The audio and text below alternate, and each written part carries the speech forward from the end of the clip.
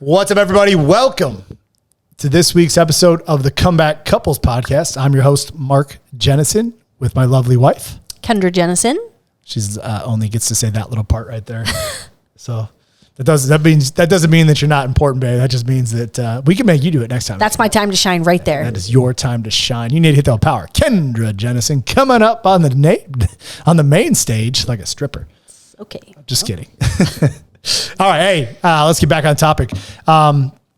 So I love doing this thing, but I also hate doing this thing because I don't ever feel like I have time to prepare for this thing, which is literally in what I'm going to talk about today. We're going to talk about today because you don't even know what we're going to talk about. I do this to you every time. But we're going to talk about standards that equate to your reputation of who you are as a couple, contributing to the community you live in, right? So standards and reputation and really what it's going to boil down to. But before we get into that, we had a really, really heartfelt message last time. So if you haven't had a chance, I'm just plugging that last one. If you haven't had a chance and you're new to hearing us, you just subscribed to this or you just joined the comeback or whatever's going on, you need to go listen to that one. That was a really, really, really powerful episode. I've actually referred it to a couple people. It was really good. So good job. You did it. I didn't really do much that time. All I did was say my truth. Tell the truth, right? That's right. And an interesting thing about the truth, that thing got freaking 116, 117, 118,000 views on it in one day, right? I think, Ryan, pretty much right now, 118,000. But let's talk about standards. What is a standard, Kendra? We sat right there. The seats were different yesterday. I was sitting where you were sitting. You were sitting where I was sitting. We were writing out standards for the company. Yes. So I don't want you to wear your hat of standards for the company. I want you to put your hat on for the relationship standards for our family, right? But ultimately, our family starts with you and I. Yes. Right? I think something that's not a standard is putting the kids first in everything, right? Like we do it a lot. Sure. But I don't think that's not something that should be done. But I think that at the end of the day, when I think of our standards, that's not one that comes to my mind, actually. Right. That's what I'm saying. Yeah. But some people out there think that the standard of a relationship is they need to go all in on their kids. I'm a great mom, right? I do everything for my kids. My kids come first. I eat them. I serve them before I serve myself. I go to bed at it's what parenting is. But I think they trick themselves into believing sometimes the kids are more important than one another. Oh my gosh. Very, very true. Which is something I wanted to talk about. So I want to hear, just break down our relationship. You didn't know what you're getting into. So I never do. You always love to surprise me, which I guess I like better. It becomes more authentic that way. Keeping it real, raw, and relevant. That's right. All right. So you want me to... What are some standards you think? We're just going to have a conversation just like we did yesterday. We're writing some standards down for the company. What in the relationship, what is a standard? Different from our core values. Like our core values are... I'll lead the conversation. Our core values are, the first one is fitness, right? Like health and wellness. Health and wellness, right? I always say fitness because it's one of the 7 F's, but health and wellness, health is the number one priority for us, one another, for our kids, in our family. That's a core value. Like we're committed to that.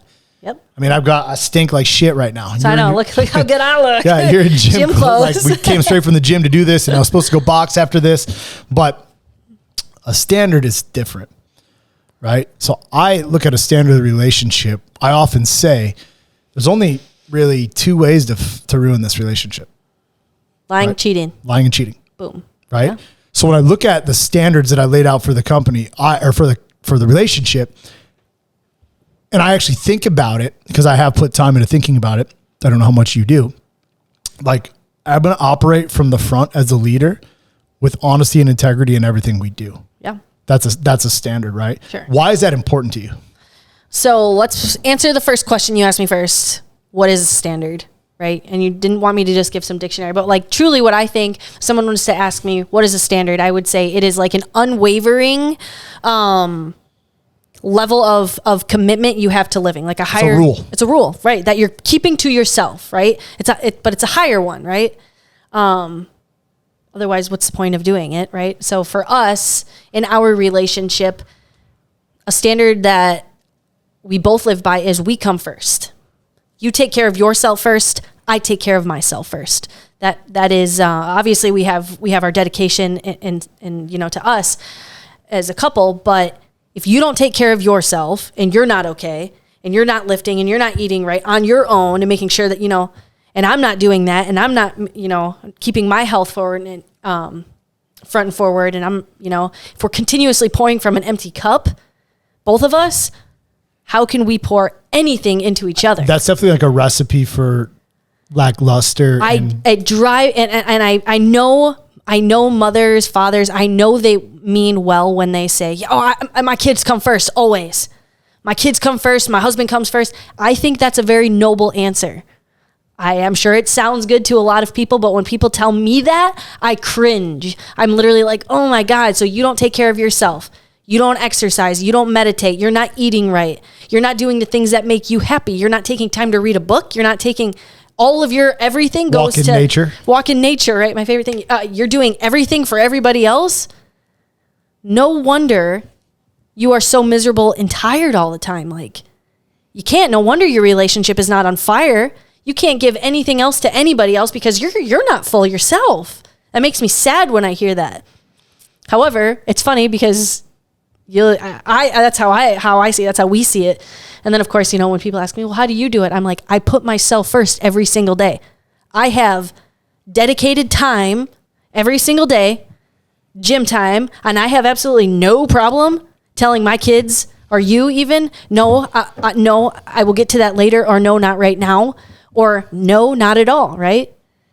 And I don't do that because I don't think it's not important for you, or I don't think it's important to the kids. Majority of the time, the kids just want attention. But it's like, if I can't keep myself centered and focused and full and all right, I don't think our relationship would be as on fire and as awesome as it is. No, I agree.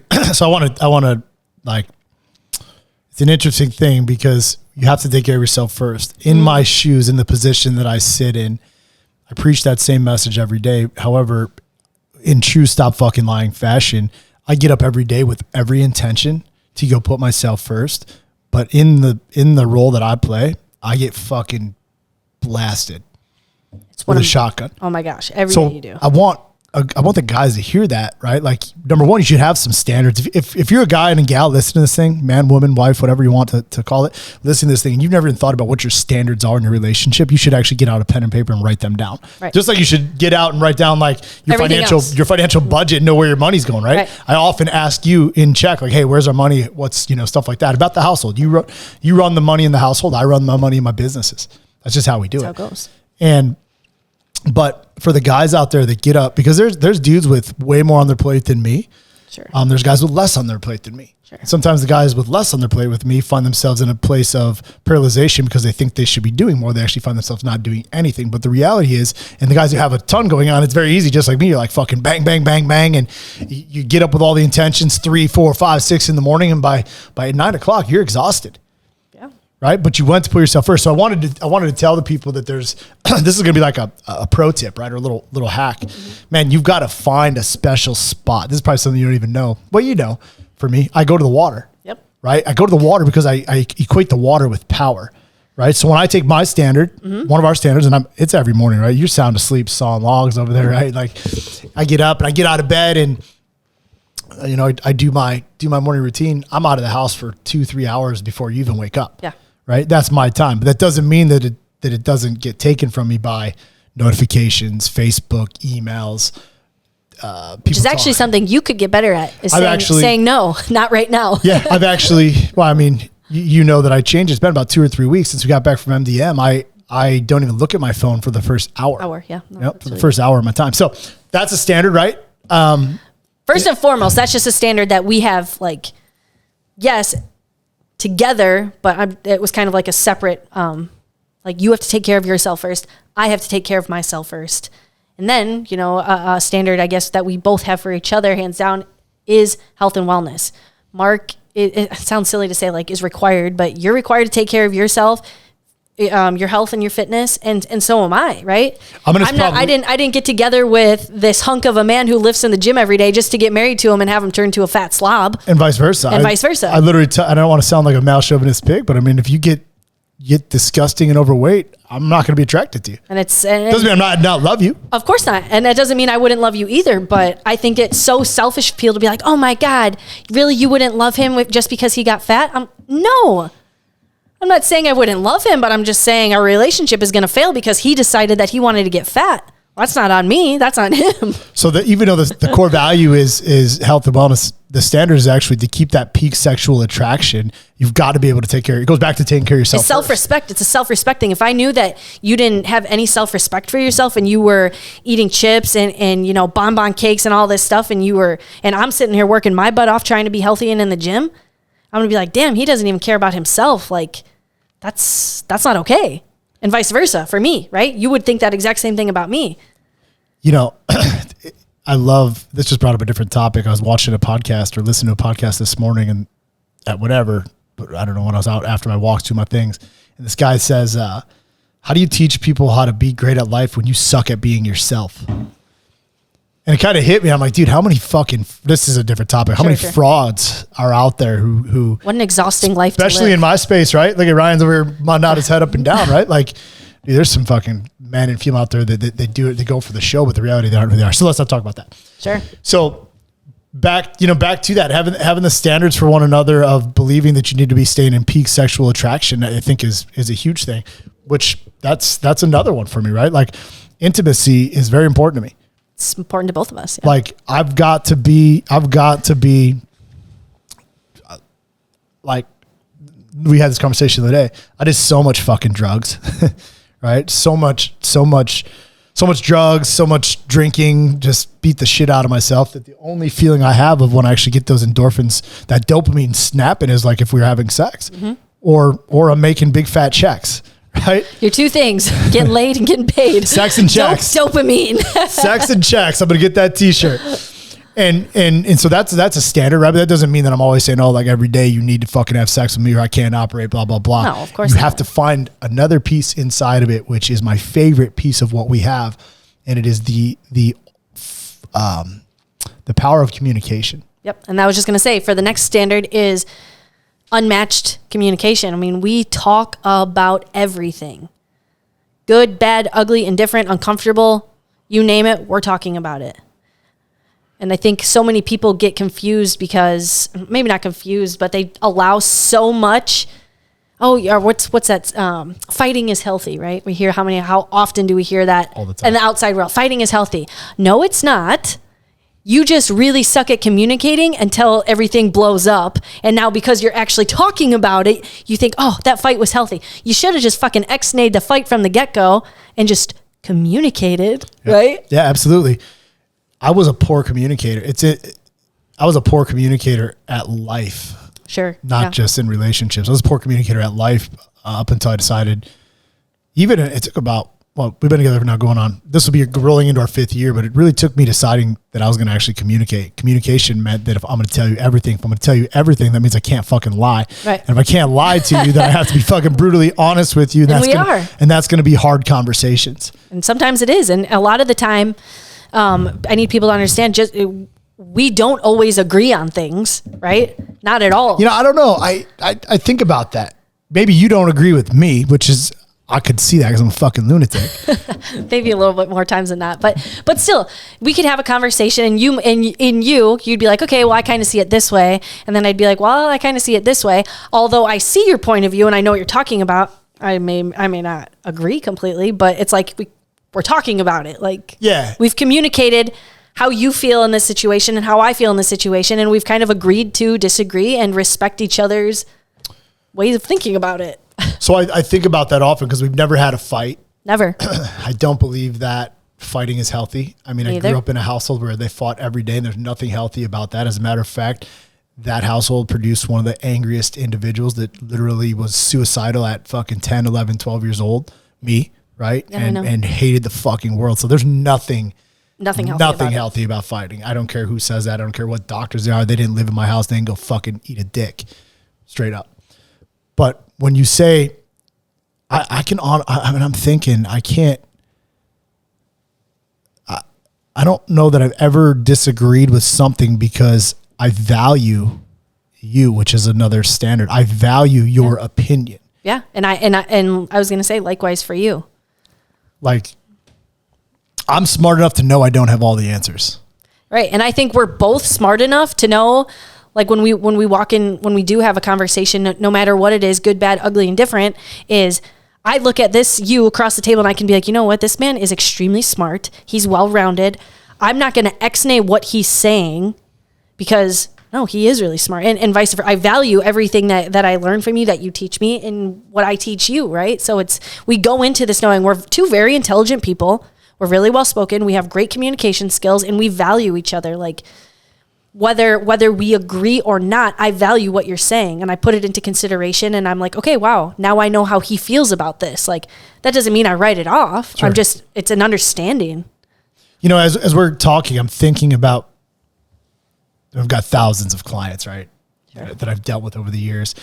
Some of the guys on a one-on-one basis, guys in the group that I hear about, people on the outside that I don't even necessarily know. But I think, how often do people actually take the time to look at what makes the relationship tick? Like I'd be guessing. I think they look at it as, I think more often than not, more relationships fall into like this pit of, well, it used to be like this, instead of, well, what makes it tick right now? You know, instead they fall back into this, well, remember when we used to do this and we used to do this? And I've heard it how many times, right? Remember when we could go and do this, and when we could go have fun and do this? It's just like, I think if used to be is in your vocabulary, you're doing life wrong. 100%. I agree. Financially, number one, right? When I met you, I barely had $125,000 in my name, right? Which is good money. I mean, I crawled out of hell, but that's all I had to my name. Sure. Right? 125 grand cash. Now I've got millions of dollars, and not saying that, but the life that we had then, I'm not doing the same shit. I was thinking about, damn, dude, should I buy this ice cream? I got, you know, like I got this little baby Bailey here. She's going to eat 9 ice creams. She can eat me out of house. Not really thinking like that, but if I would say we used to do this, I look at the lives, the experiences that we've lived in our life, and it's transferred into these big, more elaborate things, but the still fundamental core principles are the same. Sure. Connection, love, intimacy, holding. We might still be the same, doing the same thing, just the geographical locations and resources and opportunities changed. Sure. So, because we've both been dedicated to growth, right? So how do you, I guess somebody listening to this would be like, well, how do I get out of that we used to be? You both have to be completely dedicated to growth I would ask myself this question too. Yeah, I'm gonna give it back to you, but what was so good about what was? Well, there's going to be a guy or a wife right now that's looking at her husband, who is probably a fat slob, hasn't worked out, let himself go, who drinks all the time, blows money on booze instead of family excursions. And I bet she's probably sitting there right now and she's like, yeah, I would go back in a heartbeat to what used to be. You know, we had this conversation the other day talking about what we really solve or sell, if you will, inside of I'm a Comeback. People have backed me to the corner of, you know, sober coaching and alcohol, like words that I don't use. But the reality is we sell freedom. 100%. Right? We sell freedom, and freedom inside of your life creates a gap of creation for whatever you want to do in your life. Where I was going with that though is every man that comes into our program, they want to not every man, I would say probably 50, 60%. They want to control the drinking, and they just want their life to go back to normal. Yeah. Right. Go back to how it used to, AKA, right? I can't even remember what normal, like this is normal to me now because it's a standard. like I don't fucking know. My life's never been normal. Yeah, like if we really break it down, right? Like it's never been when I think about going back to normal, I'm like, so you want me to sleep in the back of a fucking van while my dad and my brother sleep on a bed and I guard the toolbox on, and I stink like gas, don't shower for that's where I'm going to go. Right? Oh, you want me to wake up underneath my truck fucking piss wasted? Right. Why would you? So anyways, that brings to another standard before I want to talk about and switch gears. So we're getting a little long is growth. Growth should be a standard in our relationship. Growth is 100%. It's a standard for both of us. Where are we going? And I actually do leave it up to you to cast that future more times than not. And that's chaotic as fuck. You are the leader. I look at you as like the king, the leader of the household. You cast that future. You are the one who is like driving the car, right? Your job, you cast that, and then I hop on board and I'm like, okay, this is how I'm pushing. I'm like, this is how we get us there.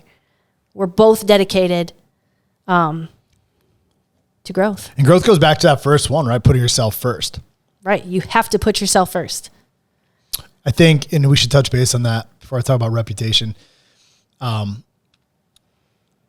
Putting yourself first is selfish, but it's actually not really. It can be selfish if you make it selfish because you make it like, well, I come first, I'm better than everybody else. But if you look at it from the point of, I need to take this time to create the growth so I can be more connected with everything that I love, that's where real transformation happens. Sure. Yeah. So, I would never use the word selfish for putting myself first. What I and this is just like a little spin off of what you said, but if I think it's selfish to not put yourself first, to be continuously pouring from an empty cup, pouring half-assed love, half-assed food, half-assed everything into your family, that is selfish. When you put yourself first and you are full and you are like, all right, I'm good, I'm taken care of, how much better of a mom, how much better of a dad can you be? How much more love can you give? How much more patience do you have? How much more money can you make? So I challenge all of it. I'm with you 1000%. I agree. But then I think about me and I challenge it, man. I don't know. Either my cup is just fucking massive or like, and I just got reserves in the tank because I pour from an empty cup all the time. But I know you do. Or it's like a never ending cup. Right. I think your biggest thing is you, and if we're going to get real here, I think that you have such a big heart and so many people that don't know you.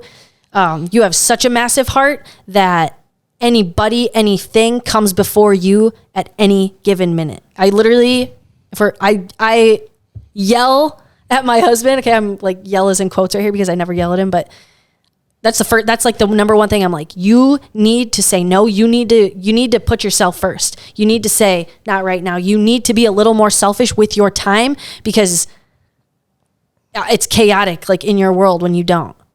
And I don't know how you do it because you continuously do it on a daily basis. But if we could really like hone in on one thing for you, that would be like my number one thing for you. Yeah, no, I'm with you 100%. I would love to see what my cup feels like when it's massively full and I'm able to fucking get from it. But I think for a guy like me and for some of the guys that most of the guys listen to this, you ask the world for big shit. You have to have big fucking balls and big heart and big determination. You do. Right. But you cannot allow the outside world to take advantage of that. Right.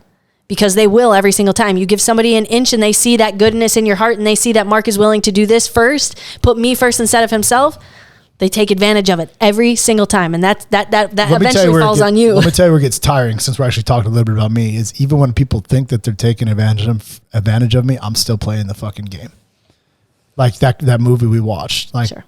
I ultimately have 3, 4, 5 steps ahead of everybody that they don't know what I'm doing. I don't make every move and let every move like, I keep some of that stuff for me, which is maybe why I never go empty, right? It might actually be.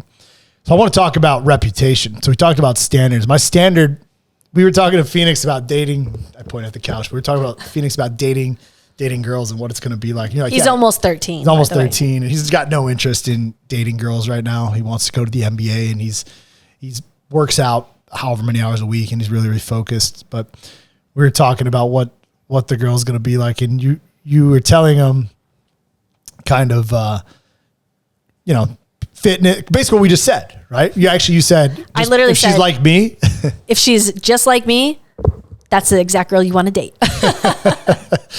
Which is interesting because he always says there's this one girl. If I had to pick one girl at a school, I'm not going to say her name, but this one girl, and that's what she is. She's super into fitness and running and athletic. Fitness. She's nice. She rebounds the ball for him. She rebounds the ball. They have fun together. They're not like in this like serious mushy. It's just like a fun dynamic. Yeah, friends. Yeah.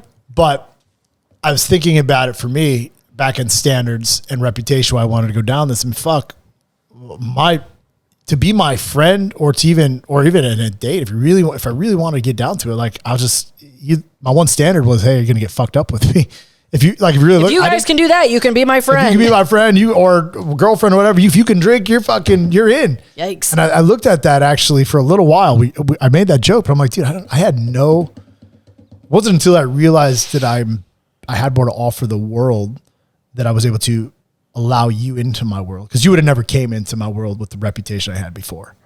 I would have never even seen you. Right. Scumbag status to the fucking 3rd degree power or whatever that is. But talk about reputation now. And I'll just share something. When I started Diamond Comeback, my comeback 7 years ago. What is today? The 21st. So it'll literally be 7 years on July 27th. So I'm almost there. I don't count days, memories. I don't count time, but I'm not worried about not making it. My point is 7 years ago, I made a decision to take back my life and I started making these videos, you know, and I talked about things and I cleaned my appearance up and I cared about what I looked like. And I started setting standards for the way I lived my life back then.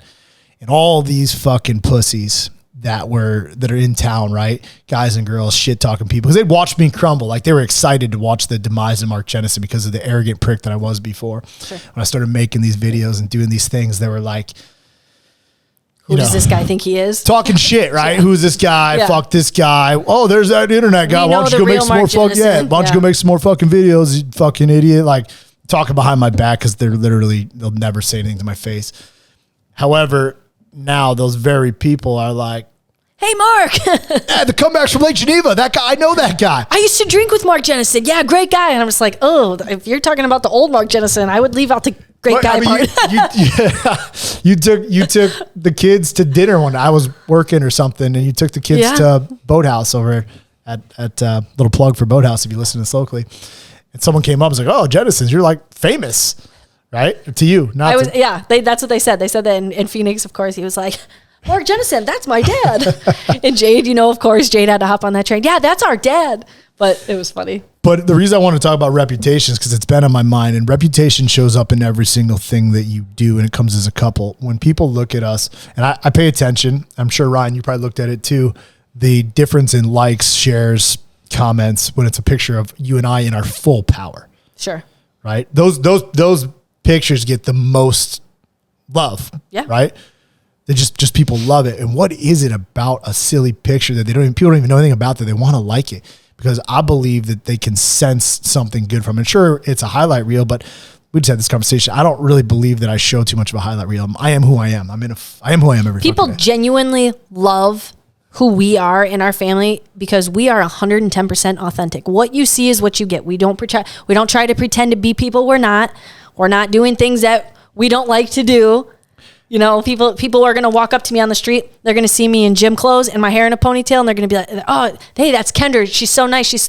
They're going to look at you, and you're probably I'm a comeback with your hat on, whatever, and you're going to give them some of your time. And they're, oh, that was so awesome.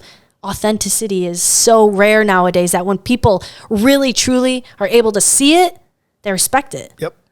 The reason that, and you put it into more eloquent words, but what I was saying was the reason that our reputation is what it is because we stay in our lane and we do each other. And I don't mean that in a sexual way. We do each other. Yep.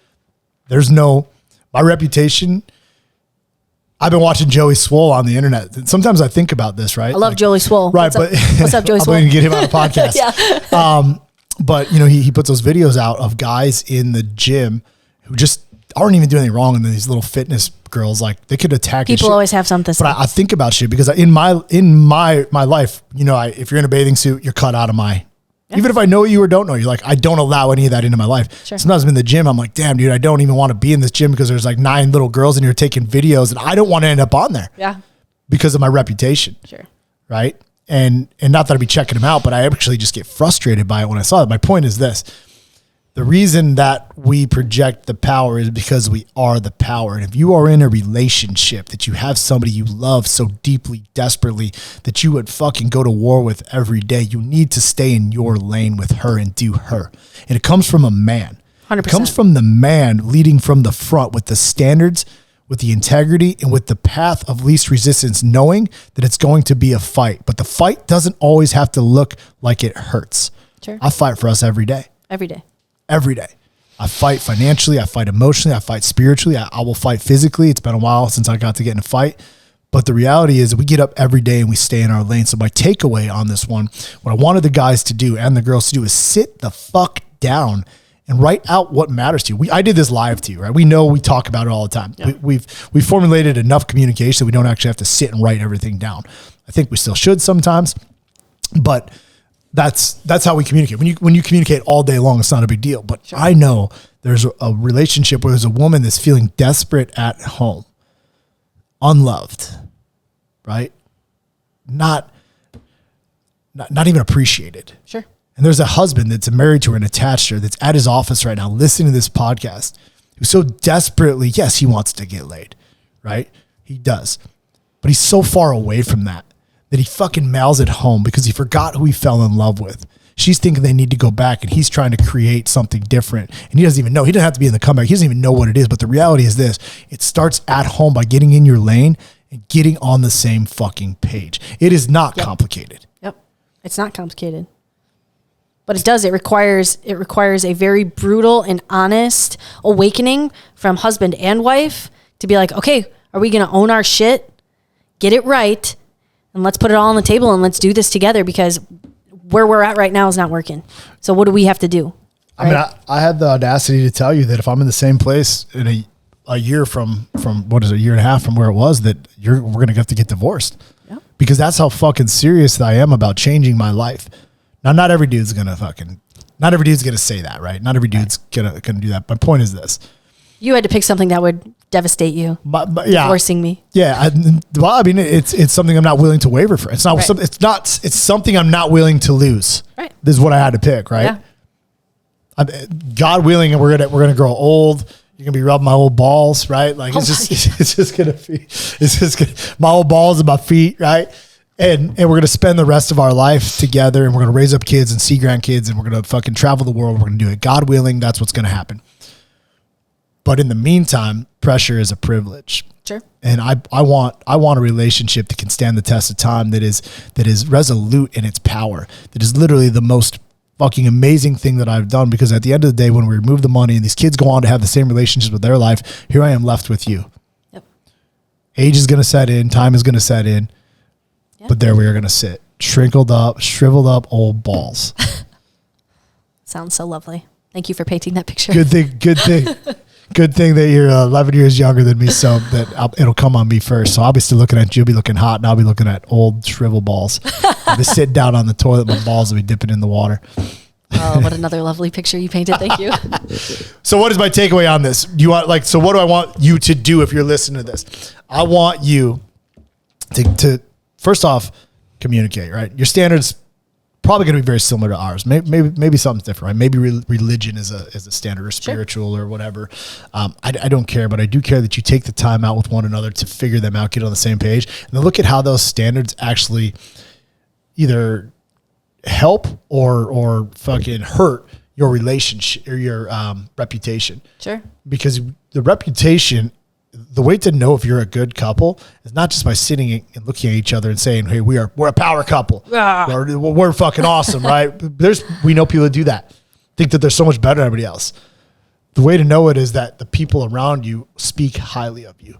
And it's because you live your life with integrity. You live your life and you're saying, you're a solid human being. Yep. You're not doing it for them. Now, don't get it wrong. Reputation isn't for them. Reputation is for you. It's all you got. Reputation is a byproduct. A good reputation is a byproduct of being a good freaking human being. I think I was talking to you. I think I was talking to Ryan this morning. Or it was either Ryan or Kevin when I was talking about what I really want. Like, the money's cool, the business is cool, the relationship is cool, the kids are cool. But all I really can do, all I really truly control is me and the human being that I am. Yep. Right. And that's another topic. But so that's what I wanted to give you guys. Do you have anything else you want to add? Sound good to me, hun. That's it. Sounds good to me. So as you see, she's not a closer. I'm the closer. So listen, ladies and gentlemen, I want to thank you. We don't run ads to this thing. I don't believe, do we, Ryan? Shake your head. We don't run any ads to this thing right now. However, we're looking to build the impact on this. We're going to be creating a new podcast where we're going to be bringing guests in. That one's going to just be me interviewing people that I find interesting, and we're going to bring them into the office. So what I'd like you to do is, if you like this podcast, give it a like, give it a share, send it to your mom, your grandma, your cousins, somebody, your aunt's brother, whatever, doesn't matter. Somebody who needs to hear this thing. And just do me a favor. Take action today in your life, right? Don't do it for me, but do it for you, because it's your life and it's worth living. And the greatest gift, the greatest power you possess, the ability to choose to love your wife, choose to love your life, win the day.